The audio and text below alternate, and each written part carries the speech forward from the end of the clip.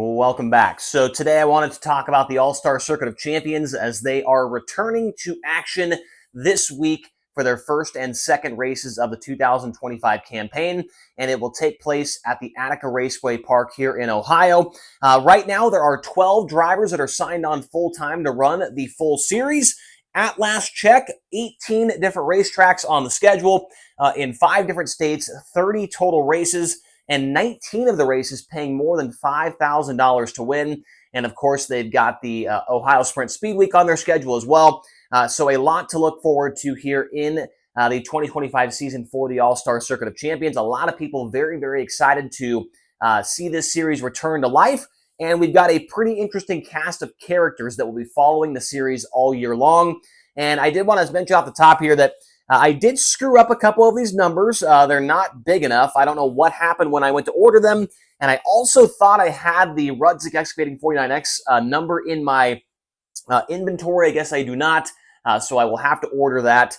And then I will have the full All-Star roster together here as far as the magnets go. But I did want to do a similar video to what I did with the POWRi 410 series and just introduce you to the drivers, a brief introduction to the drivers that are running this series full-time this year, because it's not, your household names for most of these guys, and so maybe you don't know who they are, and since this is all on Flow Racing all year long, you could expect this to get pretty good viewership, I would think, and so for some of these guys, they might be able to make a name out of themselves this year and be able to get some more fans, sell some more t-shirts, all that good stuff. And so here we go. We'll start over here at the top left corner. And the first driver we have on the list, in no particular order that is Leighton Wagner, the driver out of Enon Valley, Pennsylvania, 19-year-old driver, and he has 8 career All-Star Circuit of Champions starts.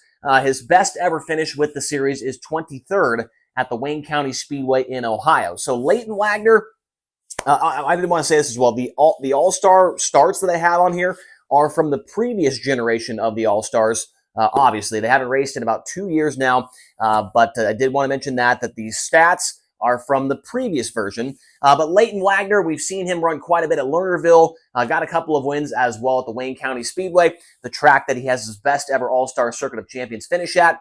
And so we'll see what the season looks like for Leighton Wagner, the 19-year-old driver. Also on the list is Justin Clark. He's driving the number 97 car.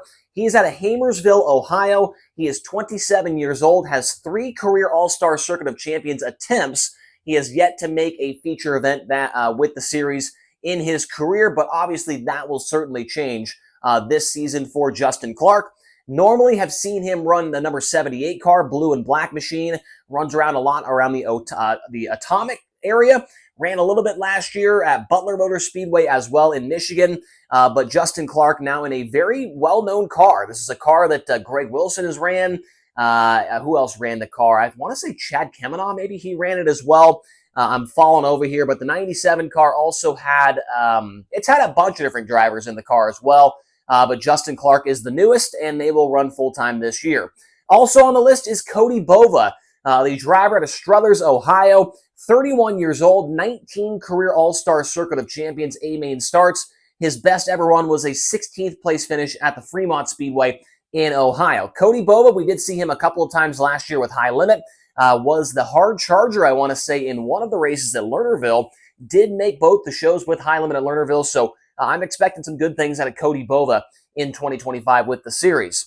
Now, fourth on the list, and a guy that I know very, very well is Caleb Henry. He is driving the Running Boxer Farms number 101 car. He's out of Sacramento, California, 26 years old. He does not have any All-Star starts to his credit because when the All-Stars were around, he was still a local driver in the California area running with NARC, running with the Sprint Car Challenge Tour. But Caleb Henry here over the last couple of years has relocated to Ohio and has teamed up with Jim Muth and everybody involved over at the Running Boxer Farms machine. He had a very, very good season last year, won a couple of races in Ohio, had a top 5 against both High Limit and the Outlaws. Caleb Henry is going to win his fair share of races this year with the All-Stars, and I think, honestly, he's a, maybe a dark horse for the championship this year. He has came a long ways in a very short amount of time. The one thing I will say, new crew chief on the car. Last year, he had Kevin Osmolski. This year, I believe it's Andy Potter turning the wrenches on this car. But Potter, very well known around this Ohio area. And so I have no doubt that those guys will be off to a strong start this weekend at Attica. Also on the list is Darren Nida, the young driver at Adrian, Michigan, 19 years old, 9 career All-Star Circuit of Champions starts, and he was 11th at the Tri-City. I want to say it's Tri-City, PA, his best ever All-Star run. Darren Nida, actually the first driver that signed up to run with the All-Star Circuit of Champions this year. And so we'll see what the young kid out of Michigan can do. Has a couple of wins to his credit at the Butler Motor Speedway. And so Darren Knight, I really like this guy. We saw him a couple times last year with High Limit, ran the Outlaws a few times as well. And he'll be driving his family-owned number 7N car.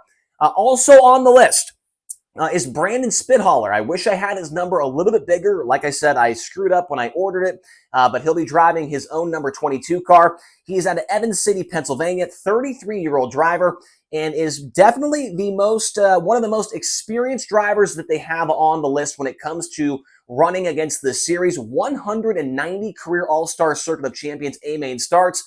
His best ever finish was a third-place run at the Orange County Raceway in New York.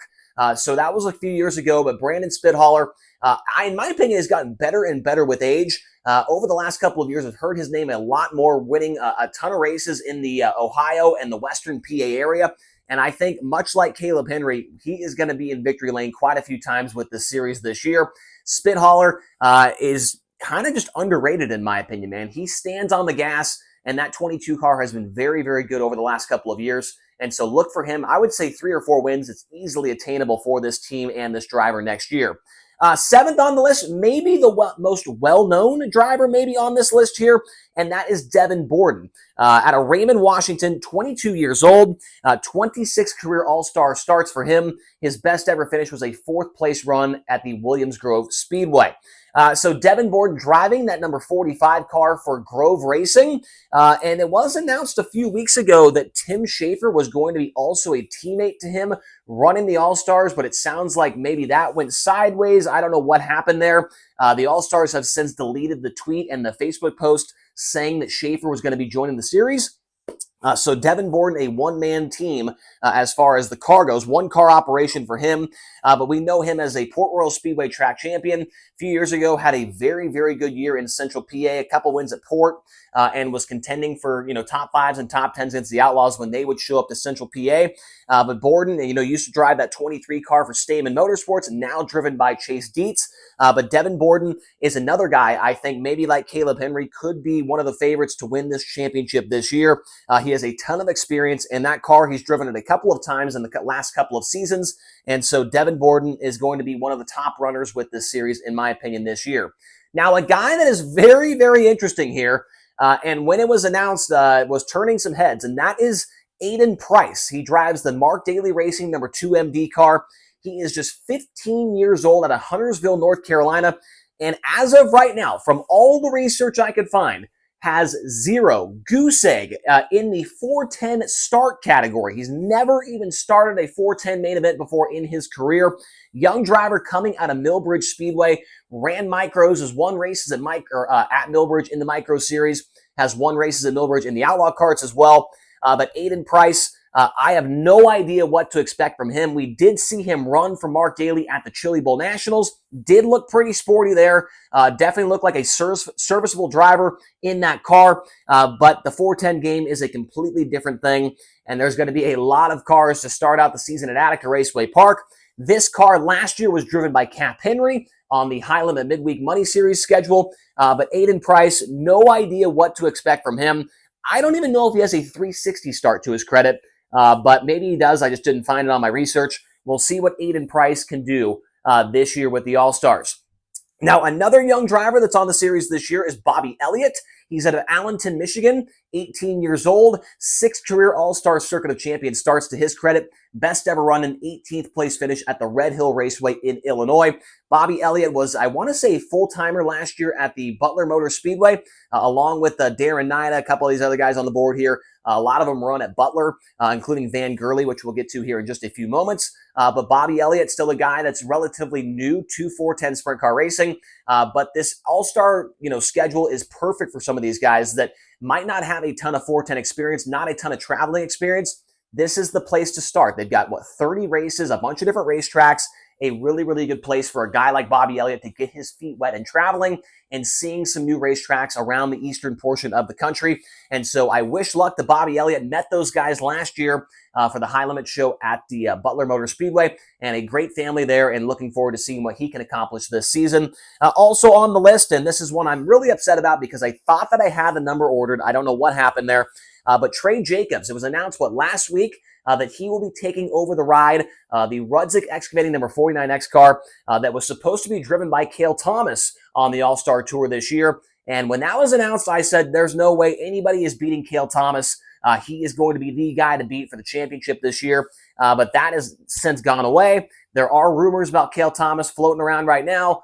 I don't want to be the guy to spread, false or, maybe information that's not been released yet. But we'll hear more about that, I'm sure, later this week. But Trey Jacobs is now the new driver of this car. He's out of Worcester, Ohio, 33 years old, 62 career A-main starts with the All-Stars. His best ever run was a 4th place finish at the Wayne County Speedway in Ohio. And Trey Jacobs, he's been around a long time, has ran a lot against the Outlaws, ran a lot against the former All-Stars as well. So he has ran against a lot of really good competition. I would be willing to say that this is probably the best opportunity that Trey Jacobs has had in his racing career.